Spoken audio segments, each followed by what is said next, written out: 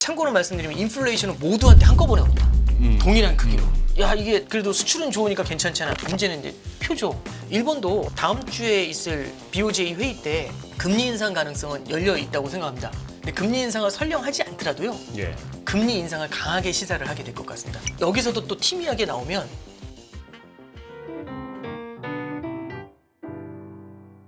시장에서 빠르면 이번 31일 날 네. 다음 주 네. BOJ가 금리 추가 인상도 약간 그 가능성 갖다가 예.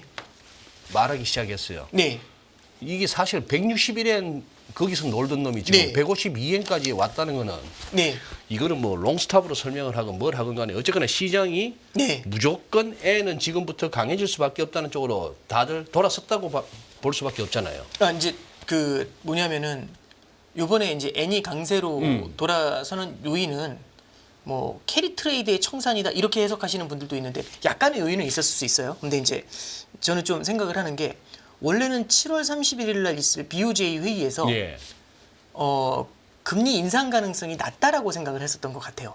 왜냐하면 일본의 GDP 성장률이 좀 부진하니까 내수 성장률이 특히 소비가 부진하니까 여기다 대고 금리 인상 때렸을 때는 굉장히 위험할 것 같아. 이제 이런 두려움이 컸던 거죠.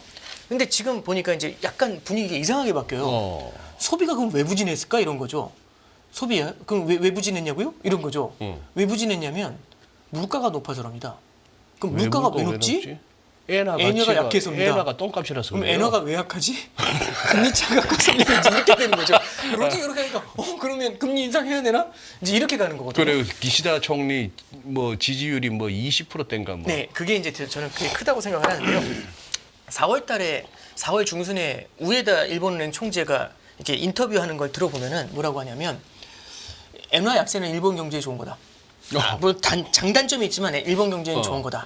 그리고 지금은 엔화 약세가 일본의 인플레이션을 자극한다라는 뚜렷한 증거를 찾을 수는 없다. 요게 한 4월 16일인가 17일인가 그러고 얘기했어요. 근데 이제 5월 8일 날 갑자기 이제 기시다 총재가 이제 우에다 총재 그렇죠. 기시다 총리가 우에다 총재를 좀 만나자고 하더라고요. 5월 8일 날 우리나라 어린이날이 어버이날입니다. 잠깐만요. 정리 좀 합시다. 예. 총리가 기시다고. 네. 총재가 이 우에다. BOJ 총재가 우에다죠. 네.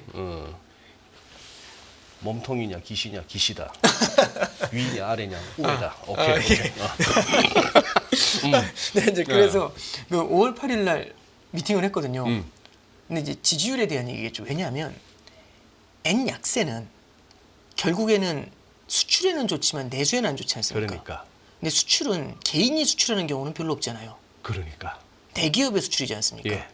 그럼 대기업이 수출을 해가지고 대기업 사람들의 임금이 올라가면 되잖아. 대기업의 임금 상승률은 꽤 높아요. 물가를 제어하고도 남거든요. 근데 중소기업을 비롯한 자영업 경기는 일본도 그렇게 좋은 건 아닌 것 같아요. 그래서 실질 소득이 줄어요, 오히려. 물가 상승률을 그 사람들은 못 따라가는 거죠. 그러면 이런 거죠. N약세를 만들어가지고 그런 대기업들을 갖다가 밀어주는 건데 그 유탄을 N약세로 인한 인플레이션 때문에 이 일본의 서민들이 만든 거지 않습니까? 참고로 말씀드리면 인플레이션은 모두한테 한꺼번에 옵니다. 동일한 크기로. 그러면은 야 이게 그래도 수출은 좋으니까 괜찮잖아. 문제는 이제 표죠. 표심은 개인의 표가 더 많지 않습니까? 아까 말씀하신 게 20%라는 말씀 되게 상징적인 거거든요. 네. 그래갖고는 뭘 할 수가 네, 없죠. 그렇죠. 그럼 인플레이션을 제압을 해줘야 돼요. 근데 인플레이션을 잡으려면 두 가지 방법이 있습니다. 엔화를 엔화의 강세를 만들거나 금리를 인상하거나. 근데 두 개를 같이 해야지 잡을 거잖아요. 아니면은 환율 방어를 하거나. 근데 이제 환율 방어도 미국에서 자꾸 그렇게 외환시장 끼어들면 재미없어. 이렇게 이제 경고를 옐런은 했고. 대놓고 얘기했잖아요. 예. 우리한테 허락받고 개입해. 예, 그렇죠. 그런 거 별로 안 좋은 것 같다고. 사람 참 무한해지게 대놓고 얘기해보니까. 그게 이제 1번이었고. 그러니까 뭐냐면 이게 4월 말에 옐런이 그 얘기를 했어요. 개입하지 말라고.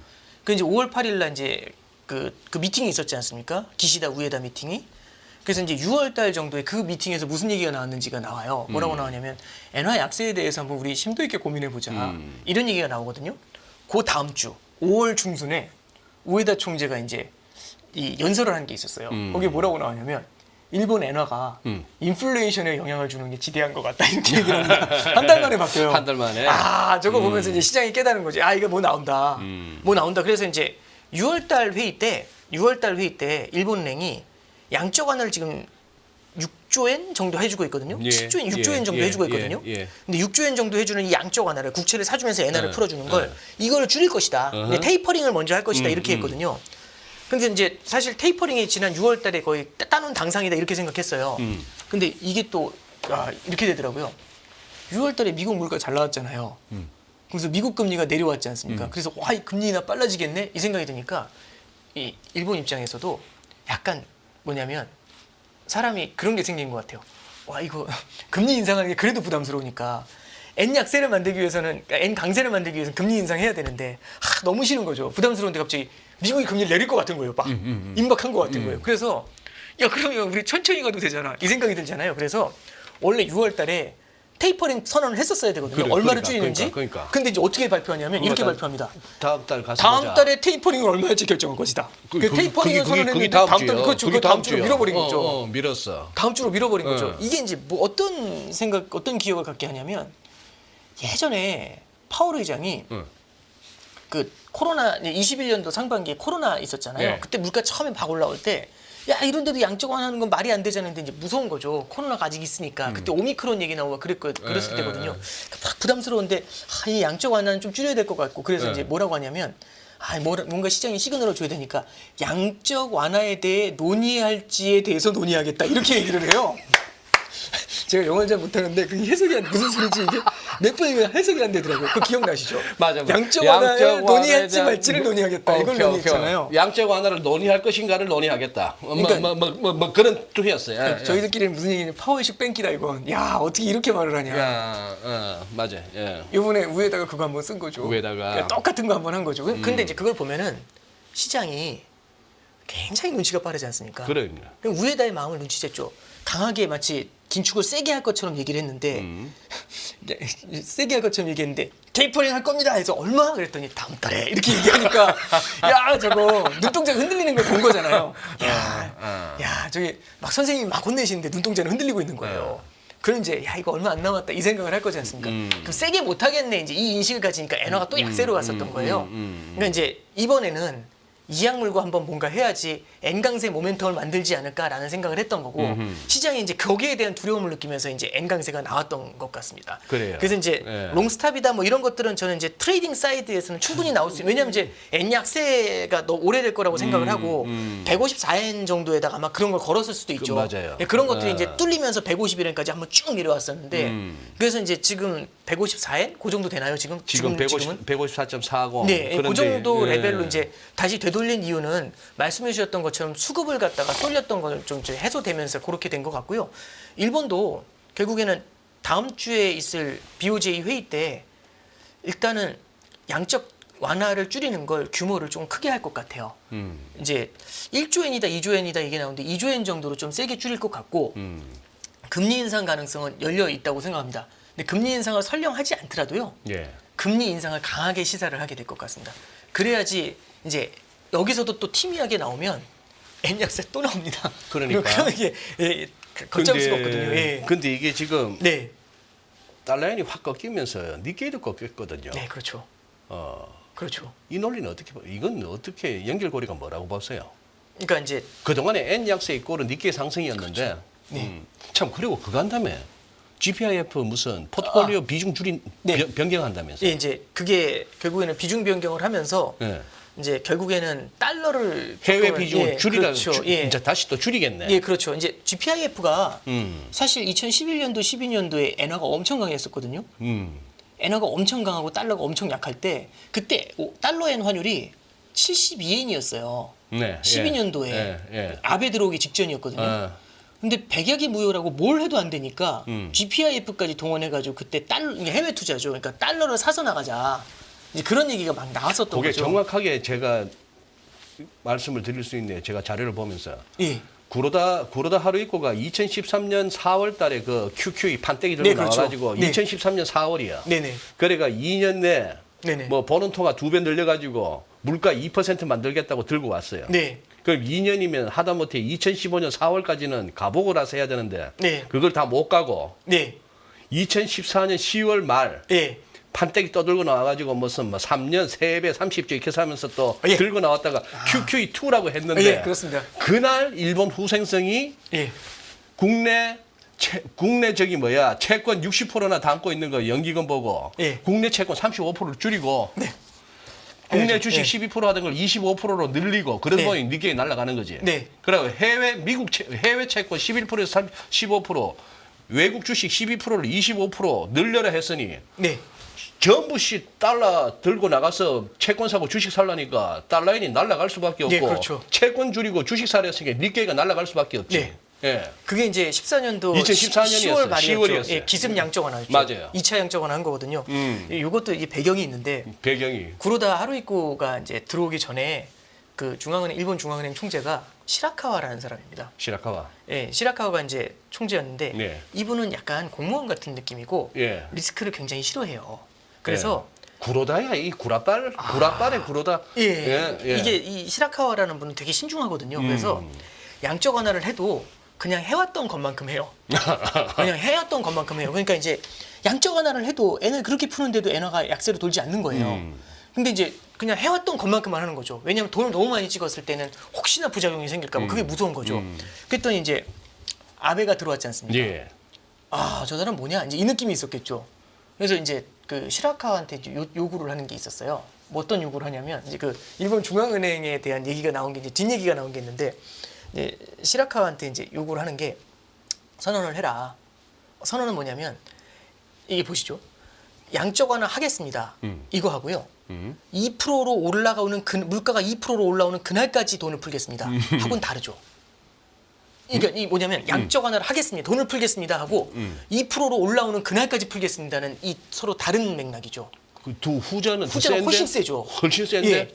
예. 그때 이제 시라카와한테 요청했던 건 몇 년도 몇 월까지 2%로 올리겠다고 그걸 그날까지 돈을 풀겠다. 그 정도로 돈을 풀겠다고 선언을 해라. 이제 이렇게 해라. 했는데 시라카와가 그 말을 시라카 안 들은 스타일은 거예요. 그걸 못하는 거죠. 부담스러워서. 예. 뭐 이래 됐겠지. 예, 그래 하도 싫어하니까 이제 불러가지고 한번 이제 그래서 그때 또 이제 총재하고 총리하고 또 미팅을 이제 하게 되는데 이제 그래 너희 그 예. ADB 총재아들 구로다를 불러왔구나. 그래서 이제 구로다는 말 들을 그렇죠. 만한 사람. 예, 구로다는 이제 들어오자마자 이제 그거 바로 이제 선언을 해버리죠. 맞아요. 그래서 이제 2% 선언, 그러니까 그때 투투투였나 이제 그 선언을 하게 되는 거죠. 예. 2년 내 그렇죠. 버론 통화 2배. 네. 그래서 CPI 기준으로 2%. 그 달성이었죠. 2년 내 달성. 예, 세계의 화살의 투투투였죠.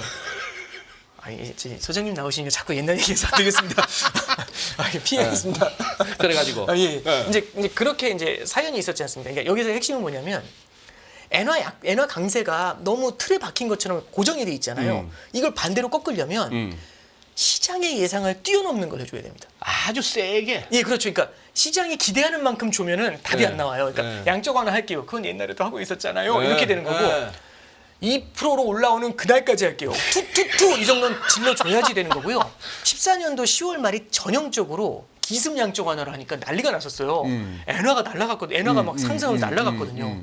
그래서 우리나라도 원화가 못 따라가니까 원화 약세가 엔 약세를 못 따라가니까 답이 안 나와서 15년도에 한국은행에서 기준금리를 인하해요. 근데 미국이 기준금리를 올리려고 할 때 우리가 인하를 했다니까요. 그러니까 반대로 움직인 거죠. 참그 맞아. 예, 반대로 그래서 16년도까지 1.75까지 기준금리를 인하했던 게 그때 당시 얘기입니다. 왜냐하면 기준금리 인하한 얘기가 우리나라 수출이 어려워지니까 일단 원화 약세를 어느 정도 추종을 해야 되고 그다음에 수출이 어려워지니까 내수로라도 끌어올려야 되지 않습니까? 그래서 이제 부동산 쪽의 규제도 조금은 좀 완화시키고 그다음에 이제 금리도 낮춰주고 하면서 이제 성장을 갖다가 조율하는 그런 정책들이 같이 나타나게 되죠. 그래서 일본이 줬던 영향이 굉장히 컸습니다. 엔화가. 우리 지금 우리 이 인포믹스 라이브 아, 예. 이 항상 이렇게 함께 해주시는 우리 애청자분들은 얼마나 재밌게 듣고 계신지 모르겠습니다만 지금 우리 둘이는 아주 신났는데 저희끼리 얘기한 거 같아서 죄송합니다 제가. 아니 이게 지금 네. 지금 이제 마무리를 해야 돼요. 아, 네네. 자, 일본은 네. 대충 그러면 짧게 갑시다. 네. 바로 다음 주에 뭔가 액션 나올 것 같아요. 예, 액션은 나올 거고요. 그러니까 일단은 테이퍼링은 선언을 하고 금리 인상 가능성도 꽤 있는데 그러면 지금 설령 인상 키 안 레벨이 하더라도 150엔인데. 조금만요. 예. 그래서 이제 그 금리 인상 가능성이 꽤 있는데요. 설령 인상을 안 하더라도 금리 인상에 대한 굉장히 강한 시사를 할 것 같다. 이게 포인트입니다. 그리고 이제 엔화 같은 경우는요. 일본이 엔화 약세를 멈추는 것도 좋아하지만 굉장히 빠른 N강세는 또 두려워합니다. 그렇겠죠. 예, 뭐든지. 그러면 네, 너무 그러면 급하면은. N강세는 막을 수 있는 힘이 있어요. 음. N강세는 반대로 이제 N을 팔면서 달러를 사들이면 되거든요. 그러니까. 그래서 N강세 개입은 N이야, 얼마든지 할 수 N이야. 있어요. 저거 돈이니까 막 찍으면 되니까. 그러니까 이제 그거는 얼마든지 자기들이 양쪽 완화를 하고 있기 때문에 그걸로 조절을 할 수가 있어요. 그래서 N강세 모멘트가 이제 결국에는 중장기적으로 나타나겠죠. 근데 그 속도가 우리가 생각하는 거죠. 확 그래서 뭐 당장 뭐 한 달 만에 얼마 이제 이렇게까지 빠르게 진행되지는 않고요. N이 이제 약세는 어느 정도는 좀 마무리가 되어가는 것 같고 완만하게 N 강세로 전환되는 그런 이제 전환점에 온 건 맞지 않나 그 정도 생각은 하고 있습니다. 엔화예금 가입했다가 진짜 마음고생들 많으셨는데 이게 한 100엔당 850원까지 갔다가 지금 이게 거의 900원까지 올라왔으니 어느 정도 뭐 조금 물타기 하신 분들은 조금 인더머니로 들어왔을 수도 있겠고. 네, 그렇죠. 그러면은 요것도 짧게는 한번 봅시다. 네. 뭐 중국이 지금 무슨 뭡니까 뭐 LPR도 낮추고 뭐 기준금리도 낮추고 했는데 기준금리 낮춘 게 22일이고 네. 그 MLF 낮춘 게 그거 LPR이란다. 예. MLF가 25일이고 그래 했는데 예. 지금 저 뭐 홍수나고 난리가 나버린 중국이라서 지금 에어비주얼 보면은 중국 대륙 위에 뭐 늘 부었긴 부었지만 옛날에 그 보라색 시뻘건색이 아니고 약간 옅은 주황색 정도니까 우리가 지금 이 여름에 이 더워 죽겠는데 먼지 넘어와봐요. 우리 못 살아. 예, 그렇죠. 근데 지금 요새 콧구멍이 시원하잖아요. 네, 그렇죠. 근데 지금 여는 갑자기 시주석이 잘 안 보이더만. 공개석상에서 뭐 또 뭐 안 좋다는 얘기도 들리고 하는데 아니 중국은 아무도 요즘 언급들을 안 하시네. 이제 아마 근데 그 사람들의 관심이 좀 많이 떨어져서 왜냐면 자산 가격이 오랫동안 부진하고 하니까 관심사에서 좀 멀어진 게 있는데요. 근데 이제 중국이 이제 그 위안화에 대한 정책 변경이나 저는 이제 금리 정책을 좀 크게 바꿀 것 같아요. 그러니까 금리 정책을 바꾼다는 거, 그 금리 정책의 프레임을 바꾸는 거거든요. 금리 인상이나 이게 아니라 이게 왜 그러냐면 중국은 다른 나라들은 다른 지금 선진국들을 보면 기준금리 인상 인하를 하지 다른 걸 조절하진 않지 않습니까? 물론 이제 일본은 YCC라는 독특한 게 있긴 하지만 원래는 기준금리라고 해서 초단기 금리를 올리고 내리고 한 다음에 장기 금리까지 다 조절을 하고 그거에 맞춰서 신용대출의 금리까지 조절하는 거거든요. 근데 중국은 그 시스템이 발달해 있지 않습니다. 그래서 어떻게 하냐면 단기 금리가 여갈피 금리거든요. 여갈피 금리를 내리면 여갈피 금리를 내리면 채권 시장에서 알아서 다 반응을 해줘야 되는데 그게 발달해 있지 않다 보니까 걔들 말하는 역레포가 그렇죠. 미국이나 우리가 말하는 그냥 레포 금리잖아요. 그렇죠. 반대죠. 거꾸로 역이라고 해서 그렇지. 네, 그렇죠. 그래서 단기 금리를 내리면 알아서 반응해줘야 되는데 그게 안 되니까 중기 금리인 MLF 금리를 내리고 그다음에 신용대출 1년짜리 금리인 LPR을 내리고 그다음에 신용대출 5년짜리 금리인 LPR 5년짜리를 내리고 그래서 이제 내리면 수동으로 하나씩 조작해야 되는 거죠. 근데 이제 지금 점점 이 LPR이나 MLF의 비중을 줄이려고 하는 것 같아요. 이쪽에 대한 웨이트를 줄이고 결국에는 단기 금리 쪽으로 점점 더 힘을 갖다가 실어주려고 하는 것 같습니다. 그리고 그러면 단기 금리만으로 조작을 하려고 하는데 단기 금리가 조작이 되려면 채권 시장이 발달해야 되거든요. 그럼 채권 시장 개방이 돼야 됩니다. 근데 지금 채권 시장이 조금은 열려 있어요. 옛날에 비해선. 이제 하나 더 말씀을 드리면 채권 시장도 기준금리 정책을 갖고 움직여야지 채권 시장이 들어오지 코너마다 당국이 들어와가지고 올리고 내리고 하는 이런 쪽에서는 채권 시장 플레이어들도 활발하게 할 수가 없지 않습니까? 그래서 조금씩 이 프레임워크를 바꾸려고 하는데 그게 이제 중국 쪽에서는 금융 개방 이거하고 좀 맞물려 있다라는 생각이 들고요. 그게 이제 아마 시진핑 이제 요번에 3중전에 지나면서 거기서 금융 개혁에 대한 얘기가 나왔는데 그거하고 맞물려서 거기서 성장률을 도모하는 전략들 그걸 한번 좀 중국이 고민하게 되지 않을까 생각합니다. 이게 시간이 짧아가지고 요 정도만 좀 말씀드리겠습니다. 네. 자 이제 신한은행 패스파인더 오 단장님한테 제가 고객으로서 면담을 요청했어요. 뭐 돈은 몇 푼 안 되지만 그래도 뭐 이 프리미어 이쪽에 와서 예치할 정도는 된다 치고 내가 평소에 오 단장님 이렇게 방송하시는 거 많이 보고 팬입니다 이렇게 하면서 근데 제가 지금 많이 물려 있어요 이러면서 근데 마지막으로 한번 승부를 걸려고 합니다. 지금 내가 저쪽에 뭐 엔비디아 뭐 AI 하고 할 때 한 130불 저 위에서 막 1,400불 간다 할 때 주식 분할 전에 이거 뭐 2,000불도 가겠다 싶어 그때 들어갔다 지금 물려 있어요. 이거 지금 물을 좀 탈까요? 그러고 뭐 국내는 그 뭐 이상한 친구들 둘이 나와갖고 뭐 이렇게 샀는 그거에 내가 또 헷가닥 기가 얇아가지고 저 위에서 잡았는데 이게 뭐 지금 한 3분의 1 토막이에요. 근데 바닥이 안 보이네. 어제 오늘 조금 움직이는 걷다가도 또 자빠지네. 이거 지금이라도 조금 물을 탈까요? 어떻게 하시겠어요? 저는 참고로 말씀드리면 저는 주식 전문가가 아니라서 주식에 대해서 불타기까지는 잘 설명해드리긴 어려울 것 같고요. 근데 저는 이제 그것보다도 오히려 좀 그런 것 같습니다. 그러니까 기존에 있었던 자산들에서 너무 답을 찾으려고 하는 것들보다는 저는 이제 매크로의 순환매가 되게 빨라질 것 같습니다. 맞아요. 매크로 변화가 굉장히 변화무쌍할 것 같습니다. 지금 정신없어요. 네. 그래서 저도 계속해서 몇 달 전부터 계속 무슨 말씀드렸냐면 펼치기로 가야 된다. 자꾸 이제 좁히기로 가는 게 아니라 왜냐하면 좁히기 모든 사람들이 좁히기를 너무 많이 원하세요. 왜냐하면 M7만 오르니까 계속 좁히는 거거든요. 채권은 장기채로 쏠리고 M7으로 몰리고 달러로 몰리고 이렇게 이제 계속 쏠리는데 그러지 않고 조금은 펼쳐나가는 게 되게 필요하지 않겠나 싶고요. 네, 그런 관점에서 예를 들어서 금 같은 것들도 좀 보실 필요가 있을 것 금도? 같고요. 예, 그리고 단기 채권 같은 경우도 생각보다 미국 같은 경우는 일드가 괜찮은 것들이 좀 있어요. 예, 이런 것들도 좀 관심 가져 보시는 것도 저는 좀 우리가 좀 포인트로 좀 잡아야 되지 않겠나. 그리고 제가 주식은 잘 모르지만 결국에는 아까 전에도 뭐 러셀이 올라오는 것처럼 섹터 간의 순환매가 되게 빠르지 않습니까? 개인이 그 섹터 간의 순환매가 나타나는 속도를 절대 못 따라갑니다. 그러니까 그렇게 하지 말고 결국에는 미리 가 있어야 되는 거거든요. 미리 가 그래서 있어요. 펼쳐놓고서 올라오면 치고 올라오면 치고 이렇게 가야지. 그게 올라올 때 따라가고 올라올 때 따라가고 하면 만약에 순환매가 되게 빨리 돌 때 되게 좀 고생을 할 수 있다. 이제 그런 생각을 좀 조언으로 드려봅니다. 그래요. 오늘 고맙습니다. 네, 감사합니다. 네. 고맙습니다.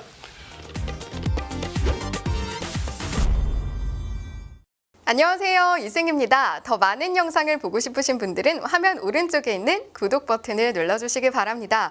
그리고 영상을 보시면서 좋아요는 필수인 거 아시죠? 항상 인포맥스 라이브를 사랑해주셔서 감사합니다.